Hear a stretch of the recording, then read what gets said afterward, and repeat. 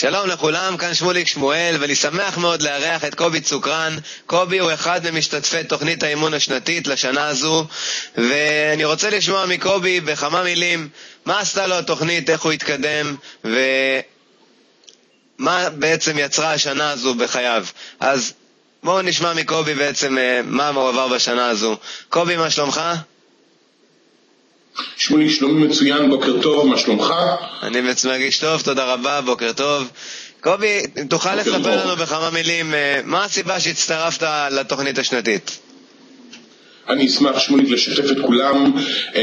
אני רציתי פשוט לפתח את העסק, לגדול, והצבתי לעצמי המון מטרות, ואני שמח להגיד שהשגתי אותם.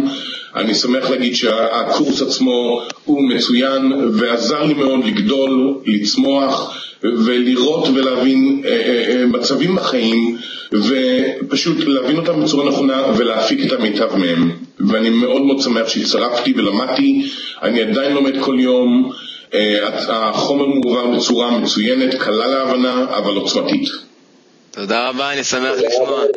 וממי שעקב אחריך במהלך השנה, אני יכול לומר שאתה עשית פריצות דרך, עברת מחסומים שונים אצלך בפנים, שבעצם עזרו לך לעשות את מה שעשית בשנה הזו, ואני מאוד גאה בך, ומאחל לך הצלחה רבה בהמשך הדרך. האם זו תוכנית שהיית ממליץ לאנשים אחרים? בחום רב, שמולי, מכל הלב. אתם תקבלו את כל הכלים, את כל התמיכה, את כל העזרה הדרושה לחיות את החיים הטובים ביותר עבורכם, לפרוץ מחסומים, לגדול, לצמוח, להתפתח ולשגשג.